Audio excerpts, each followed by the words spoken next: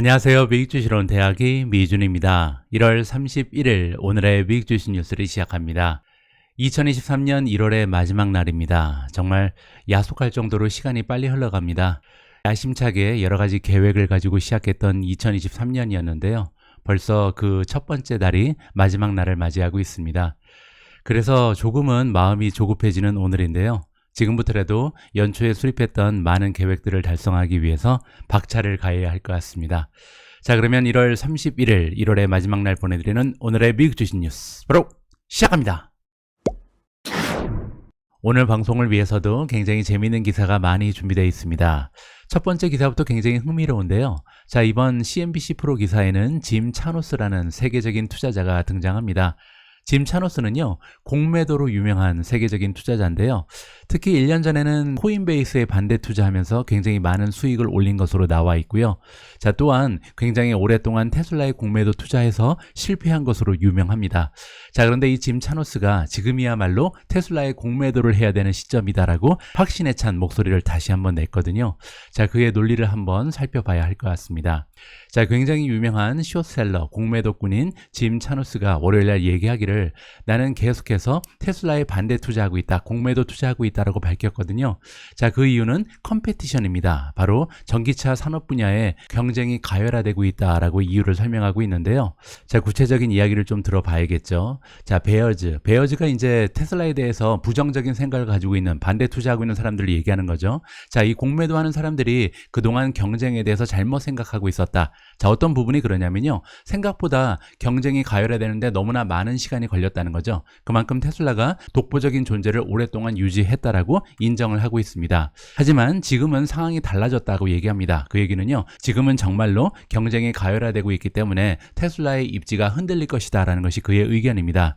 자, 테슬라에 투자하는 사람들이 종종 잊고 있는 부분이 있는데요. 테슬라는 2019년까지 미국에서 적자를 기록하는 기업이었다라고 얘기를 하고 있습니다. 자, 이때 이제 상하이 공장이 등장하면서 적자에서 흑자로 전환을 했다는 거죠.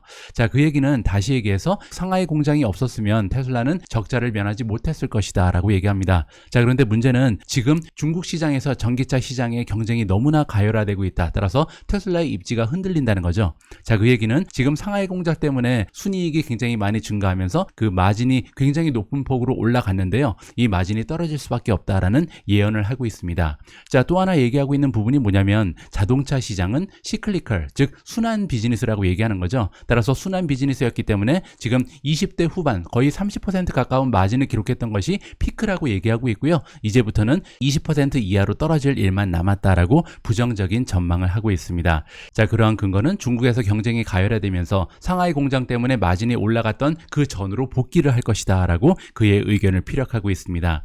저는 한 세 가지의 이유 때문에 이분의 의견에 동의를 하기가 좀 어려울 것 같은데요. 일단 첫 번째는요, 상하이 공장이 테슬라가 만든 마지막 공장이 아니잖아요. 물론 이제 상하이 공장이 들어서고 나서 적자에서 흑자로 전환한 것은 맞습니다. 그만큼 이제 생산의 효율성이 많이 증대한 거죠. 자, 그런데 문제는요, 테슬라는 그 이후에도 두 개의 기가팩토리를 추가적으로 오픈했잖아요. 텍사스 그리고 지금 베를린에도 기가팩토리를 만들어냈고요.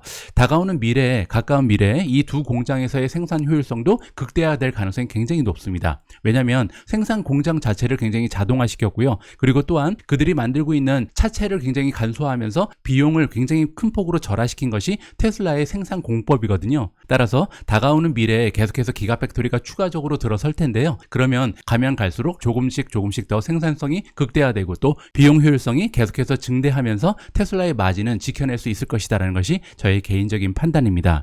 자, 두 번째는요, 앞으로 다가오는 미래에 하드웨어 말고도요, 자율주행이라든지 보험 비즈니스, 그리고 로보택시, 자, 그리고 심지어는 슈퍼차저까지 있잖아요. 자, 이러한 부분에서 들어오는 서비스 매출이 가면 갈수록 그 포션이 증대될 가능성이 높습니다. 전체 테슬라의 매출 중에서 지금은 하드웨어가 대부분을 차지하지만 가면 갈수록 이러한 서비스 매출에서 들어오는 포션이 증가한다는 거죠. 자, 그런데 서비스 매출은 마진이 굉장히 높거든요. 따라서 앞으로 다가오는 미래에 자율주행 같은 비즈니스가 계속해서 성장한다면 테슬라의 마진은요, 오히려 더 좋아질 가능성까지도 우리가 생각해 볼 수가 있을 것 같습니다. 자, 그리고 마지막으로 한 가지가 더 있는데요. 여기 보시면 짐 차노스 같은 경우는 자동차 산업을요, 순환 비즈니스로 보고 있습니다. 자동차 산업이 순환 비즈니스였던 있었던 것은 맞죠. 지난 100년 동안 계속해서 같은 형태의 비즈니스를 유지했기 때문이죠. 따라서 사람들이 한번 자동차를 사게 되면 그리고 나서 한 5년, 6년은 같은 차를 타고 다니잖아요. 자, 그런데 문제는 지금 다가오는 미래는 이 순환 비즈니스에서 벗어날 가능성이 굉장히 높죠. 많은 소비자들이 내연기관차를 전기차로 바꾸는 그런 시점에 우리가 도달해 있잖아요. 자, 그뿐만이 아니죠. 자율주행도 지금부터 시작입니다.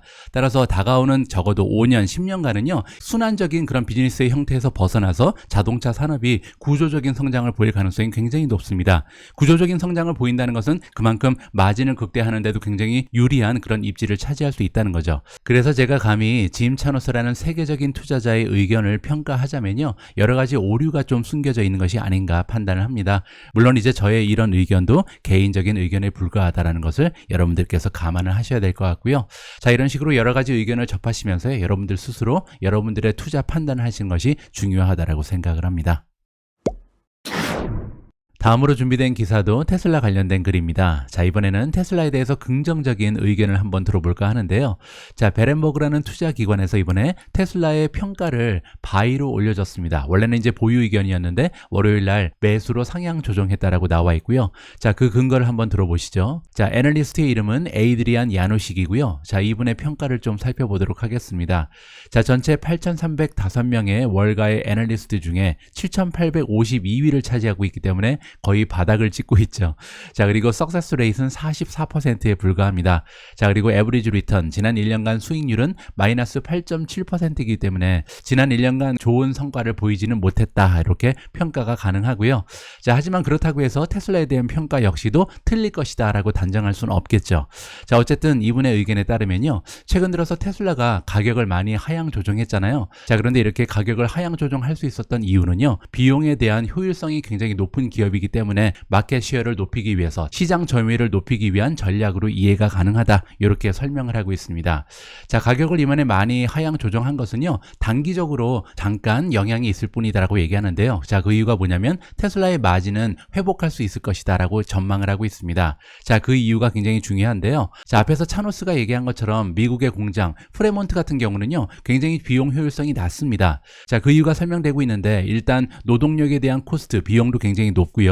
그리고 장비들도 굉장히 오래됐죠. 자, 그리고 inefficient, 비효율적인 디자인을 이용하고 있다라고 얘기하고 있습니다. 따라서 상하이 공장이라든지 최근에 오픈된 2개의 기가팩토리에 비해서 굉장히 비용 효율성이 낮은 것이 프레몬트 공장이잖아요. 자, 그런데 다가오는 미래에는 프레몬트에 대한 의존도가 계속해서 떨어질 수밖에 없겠죠. 따라서 다가오는 몇 년 동안 기회로 작용할 수 있는 것이 테슬라의 마진이다라고 얘기하고 있습니다. 테슬라의 에피션시, 비용 효율성은 계속해서 향상될 가능성이 있다. 따라서 완전히 반대 의견을 지금 제시하고 있는 거죠. 야노식 같은 경우는요, 배터리 셀 생산 역시도 또 하나의 기회로 작용할 수 있다라고 긍정적인 평가를 해주고 있고요. 자, 지난주에 모간 스탠리 역시도 비슷한 의견을 제시한 바가 있는데요. 그때 모간 스탠리는 테슬라를 탑픽으로 선정하면서 목표 주가를 220을 준 적이 있습니다. 자, 그때 모간 스탠리 역시도 테슬라의 전망에 대해서 이런 얘기를 한 적이 있는데요. 테슬라는 계속해서 그들이 가지고 있는 비용의 효율성을 이용할 것이다라고 얘기합니다. 자, 그 얘기가 뭐냐면요, 가격을 계속해서 하향 조정할 수 있는 그런 여유가 있는 기업이라는 거죠. 자, 그렇게 되면 아무래도 많은 소비자들의 선택을 받을 가능성이 높고 계속해서 테슬라를 이용하는 사용자의 수가 증가할 수밖에 없다. 자, 이렇게 도로를 달리는 테슬라의 자동차 수가 증가하면 증가할수록 어떠한 효과가 있냐면요, 다가오는 미래에 반복 매출이 증가할 가능성이 높습니다. 예를 들어서 자율주행 소프트웨어라든지 아니면 서비스 매출의 비중이 계속해서 올라갈 것이다. 그렇게 되면 테슬라의 마진은요, 지금보다도 오히려 더 높은 수준을 만들어낼 수 있을 것이다라는 것이 모간 스탠리의 의견이었습니다.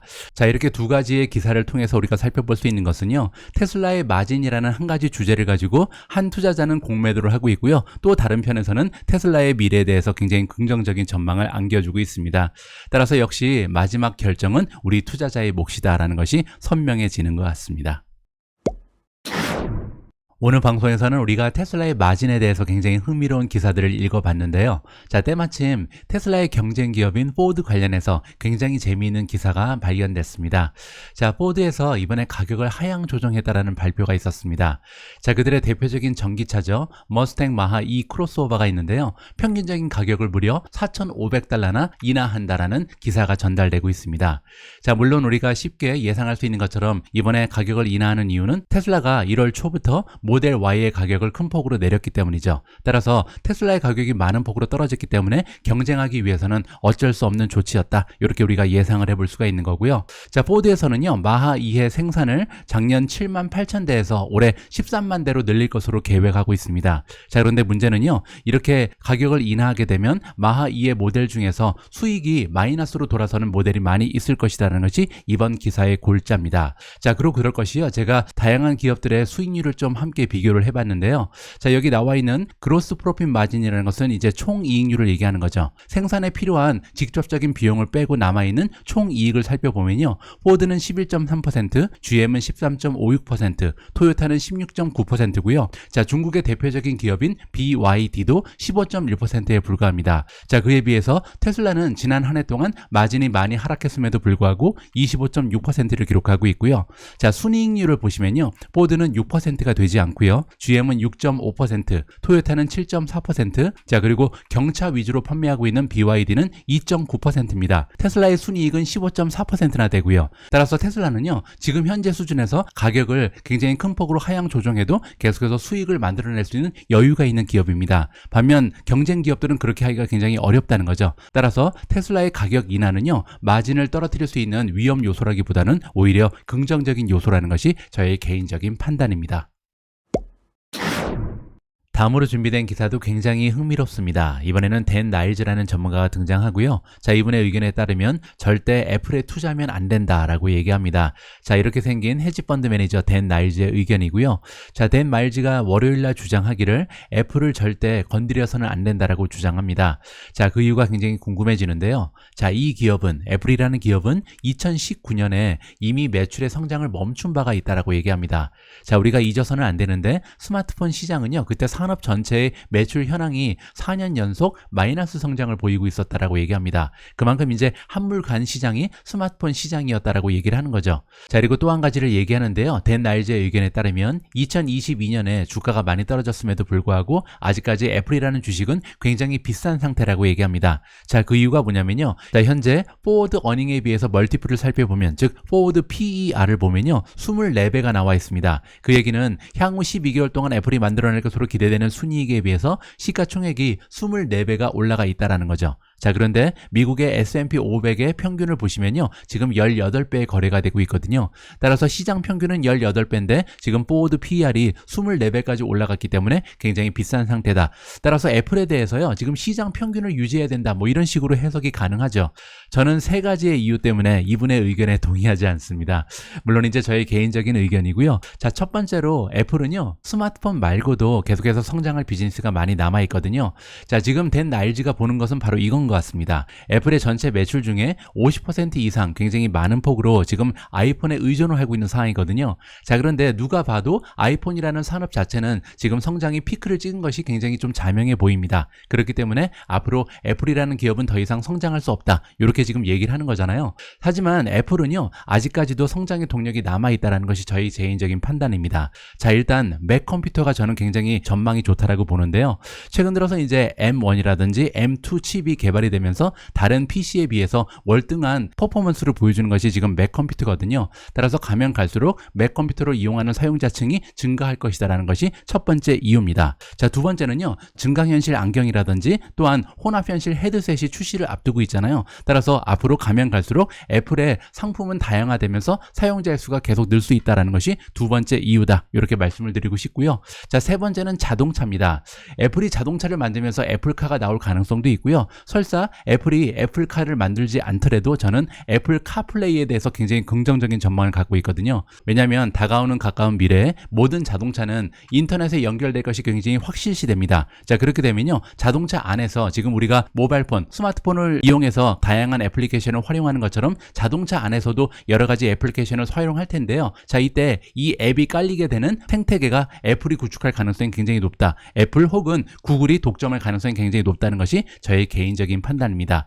따라서 앞에서 얘기한 것처럼 스마트폰 하나만 바라보면 애플의 성장이 멈춘 것처럼 보이지만 다양한 비즈니스가 지금 계속해서 개발되고 있기 때문에 향후에도 애플의 성장은 지속적으로 만들어질 수 있다는 것이 저의 개인적인 판단입니다. 물론 단기적으로 보면요, 이번 주에 잡혀있는 어닝 결과 그리고 다가오는 분기, 그 다음 분기의 어닝 결과도요, 예상보다 굉장히 초라한 실적이 나올 가능성이 있습니다. 그렇게 되면 주가가 떨어질 수도 있겠죠. 하지만 5년, 10년 이후를 바라보면 애플의 성장 동력은 얼마든지 남아 있다라고 정리를 해드리고 싶습니다.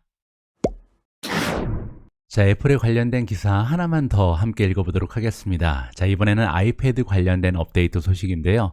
자, 애플이 폴더블 아이패드, 접을 수 있는 아이패드를 2024년에 출시할 가능성이 높다라는 보도 내용이 나오고 있고요. 자, 이번 기사의 소스는 그 유명한 TF 인터내셔널 시큐리티 애널리스트 밍치 쿠입니다.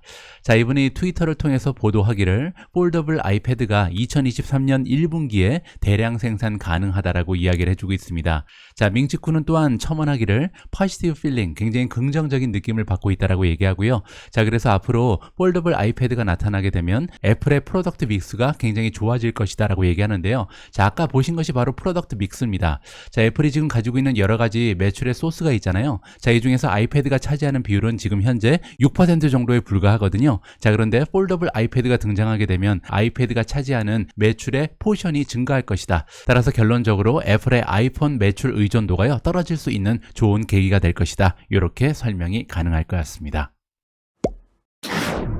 어제 미국 증시는 하향 추세를 보였습니다. 특히 이제 나스닥 같은 경우는 2% 가까이 하락을 했는데요. 자, 그 와중에 10% 이상 급등한 종목이 하나 있는데요. 바로 소파입니다. 소파이의 주가는 어제 12.46%나 폭등을 해버렸거든요. 자, 그럴 만한 이유가 있었는데요. 4분기 실적이 발표됐는데 어닝 결과가 굉장히 좋았습니다. 자, 소파이 테크놀로지의 4분기 갭 EPS를 보시면 마이너스 0.05를 만들어냈습니다. 물론 아직까지 적자 기업이죠. 하지만 시장의 전망치보다 4센트를 더 만들어냈고요. 자, 이번에 매출을 보시면 443.42밀리언을 만들어내면서 작년 대비 58.4%라는 굉장한 성장세를 만들어냈고요. 시장의 전망치보다 17.58밀리언을 더 만들어냈습니다. 자, 그리고 고무적인 부분이 나와 있는데 4분기의 넷 로스를 보시면 아직까지는 이제 손실이죠. 40밀리언 정도 손실을 봤다. 따라서 고지가 멀지 않았죠. 조만간 소파이가 드디어 흑자를 찍을 날이 가까이 되는구나. 이렇게 우리가 이 숫자를 통해서 살펴볼 수 있는 거고요. 1년 전만 해도 소파이의 순손실은요 111밀리언이었습니다. 따라서 1년 만에 순손실이 64% 정도 감소했다. 굉장히 긍정적인 숫자가 발표가 됐고요. 자, 다음에는 에비타 수익입니다. 에비타 수익이 70.06밀리언 플러스를 만들어냈고요. 1년 전에는 4.59밀리언에 불과했습니다. 따라서 1년 만에 에비타 수익이 무려 15배 가까이 증가를 했다. 이렇게 우리가 긍정적으로 살펴볼 수가 있는 거고요. 자, 그리고 사용자의 수도 계속해서 늘고 있습니다. 새로운 멤버의 수가 48만 명이 증가를 했고요. 그러면서 지금 현재 사용자의 수는 총 520만 명을 넘어서게 됐습니다. 자, 그리고 이런 사용자들이 사용하는 새로운 상품의 수가 69만 5천 개가 증가를 해서요. 지금 현재 총 520만 명이 790만 개의 서비스를 이용하고 있다. 따라서 한 명이 한 개 이상의 서비스를 이용하는 경우가 드디어 많아지고 있다. 긍정적인 숫자가 나오고 있는 거고요. 자, 이번에는 매출을 3개의 부분으로 나누어서 보도록 하겠습니다. 소파이의 매출은요, 총 3개 부문으로 갈라지는데 첫 번째는 랜딩 비즈니스, 즉 대출을 얘기하고요. 두 번째는 테크놀로지 플랫폼, 갈릴레오를 얘기합니다. 세 번째는 파이낸셜 서비스, 은행에서 제공하는 다양한 금융 서비스를 제공하고 있는데요. 새로운 비즈니스 모델이라고 보시면 되겠죠. 자, 일단 랜딩 비즈니스, 대출 비즈니스를 보시면 작년 대비 24%나 급등을 했는데요. 특히 퍼스널 론 쪽은 50%가 증가했습니다. 다만 지금 학자금 대출 같은 경우는 작년 대비 마이너스 72%를 보이고 있다. 이 부분은 많은 분들께서 알고 계신 것처럼 미국 연방정부에서 학생들의 학자금 대출을 다 감면해주고 있잖아요. 그러한 영향으로 인해서 마이너스 72%를 보인다. 하지만 그럼에도 불구하고 퍼스널 론이 많이 증가하면서 50%나 성장하면서 대출 비즈니스가 전체적으로 24%나 증가했다. 긍정적인 뉴스입니다. 자, 두 번째로 테크놀로지 플랫폼을 보시면 31%의 건강한 성장률을 지켜내고 있고요. 자, 마지막으로 새로운 비즈니스 모델, 파이낸셜 서비스, 이쪽은요 신용카드라든지 주식 투자 이런 쪽을 얘기하는데요. 이쪽은 무려 200% 가까운 성장을 보여주고 있습니다. 물론 아직까지는요 이 매출의 비율이 굉장히 낮은 섹터긴 하지만 가까우는 미래에 성장 동력으로 계속해서 작용할 가능성이 높은 것 같고요. 자, 다음은 가이던스를 보도록 보도록 하겠습니다. 2023년 1분기의 가이던스를 보시면 매출이 430에서 440을 찍을 것으로 보도가 되고 있는데요. 컨센서스는 425에 불과했습니다. 따라서 다음 분기에도 아주 여유 있게 매출의 전망치를 넘어설 것이다 라고 발표가 난 거고요. 자, 그렇게 되면 작년 대비 34%에서 37% 정도의 성장을 지켜낼 수 있다라고 가이던스가 제시됐습니다. 자, 그리고 2023년 전반적인 1년의 전망을 보시면요. 1.925 빌리언에서 2 빌리언 정도의 매출을 만들어낼 수 있을 것이라고 얘기했는데요. 그렇게 되면 성장률은 25%에서 30% 정도가 나오게 되고요. 특히 컨센서스는 1.53에 불과했기 때문에 컨센서스에 비해서 훨씬 더 월등한 매출의 전망을 이번에 제시했습니다. 자, 이렇게 굉장히 훌륭한 어닝 실적 그리고 멋진 가이던스를 제시하면서 소파이의 주가가 12% 이상 급등했다, 이렇게 정리해드리겠습니다. 자, 지금부터는요, 헤드라인 중심으로 간단하게 핵심만 짚어드리도록 하겠습니다. 첫 번째 헤드라인은 아마존 프레쉬에 관련된 기사인데요. 자, 아마존 프레쉬 상점에서 이제 일정 금액 이상이 되면 원래 배달 서비스가 무료였거든요. 자, 그런데 2월 28일부터는 무려 $150 이상 구매를 해야 딜리버리 서비스가 무료로 제공된다. 원래는 이제 $35였습니다. 뉴욕 같은 경우도 $50 이상만 쇼핑을 하게 되면 그로서리 배달이 무료였거든요. 하지만 비용 절감을 하는 차원에서 아마존에서 이번에 큰 폭으로 이 금액을 상향 조정했다라고 이해가 가능합니다. 자, 그렇게 되면요, 딜리버리 차지가 $3.95가 나오게 되는데 $100 이상 주문을 해야 $3.95고요. 자, 그리고 $50에서 $100 정도의 주문을 하게 되면 배달비가 무려 6.95가 되고요. 만약에 $50 이하로 그로서리 쇼핑을 하게 되면 배달비가 무려 $10 가까이 된다. 따라서 굉장히 큰 폭으로 그로서리 배달비가 상향 조정됐다라고 정리가 가능할 것 같습니다. 자, 다음 헤드라인은 TSMC 관련된 소식인데요. TSMC가 그들의 직원들의 복지를 증가시키기 위해서 노력한다라는 기사 내용입니다. 자, 일단 탄력 근무제를 시행하는 것으로 나와 있는데요. 여기 나와 있는 것처럼 근무자가 원하는 시간에 출근을 할 수 있다. 즉 7시 반에 시작하거나 8시 반 혹은 9시 반에 그들의 스케줄에 맞춰서 출근을 할 수 있고요. 자, 만약에 7시 반에 출근을 하면 4시 반에 퇴근을 하게 된다. 따라서 점심시간 합쳐서 9시간만은 일을 하고요. 출근하는 시간에 맞춰서 퇴근 시간도 조정이 된다라고 나와 있습니다. 자, 그뿐만이 아니고요. 보너스도 증가시키는 것으로 나와 있는데 TSMC에서 1년 이상 근무한 근로자에 한해서 4달치 가까운 보너스를 지급하기로 약속이 돼 있는 것 같습니다. 자, 그만큼 최근 들어서 인력 부족 현상이 가속화되고 있다. 따라서 TSMC에서도요, 그들이 확보한 인재를 잃지 않기 위해서 많은 노력을 구가하는 것으로 이해가 가능할 것 같습니다. 오늘 마지막으로 준비된 헤드라인은요, 로블록스 관련된 기사입니다. 자, 이번에 로블록스가 워너뮤직과 손을 잡고 파트너십을 결성했다라는 기사 내용인데요. 자, 워너뮤직이 이번에 리듬시티라는 가상 세계를 로블록스 안에 구축한다라고 나와 있고요. 자, 그러면 음악을 좋아하는 많은 사용자들이 리듬시티에 찾아와서 그들의 롤플레이를 할 수 있다. 따라서 뮤직 프로듀스가 될 수도 있고요. DJ로 활약할 수도 있고 뭐 댄서로서 활약할 수 있는 기회가 주어진다. 따라서 친구들 그리고 다른 사용자들과 함께 경쟁도 하면서 즐거운 시간을 보낼 수 있다. 이렇게 이해가 가능합니다. 하지만 제가 보기에는 이거보다 더 중요한 내용은요, 바로 밑에 나와 있는데 워너뮤직에 속해져 있는 많은 아티스트들이 있잖아요. 자, 이 아티스트들과 함께 가상 콘서트라든지 여러 가지 이벤트를 이 로블록스 안에서 개최할 수 있는 파트너십이 결성됐다. 이렇게 이해가 가능할 것 같습니다. 1월 31일 보내드린 오늘의 미국 주식 뉴스는 여기까지입니다. 여러분들 1월의 마지막 날 깔끔하게 마무리하시고요. 아주 힘차게 2월을 시작하셨으면 좋겠습니다. 저는 2월의 첫 번째 방송에서 다시 인사드릴 수 있도록 하겠습니다. 우리 모두가 미국 주식 투자로 은퇴하는 그날까지 다 함께 화이팅입니다. 행복한 하루 되세요. 감사합니다.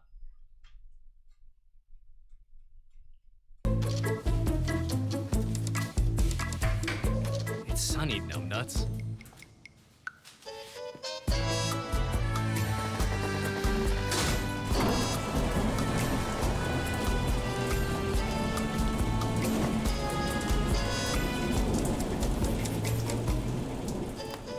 Stephen Kress, creator of Seeking Alpha's stock picking system.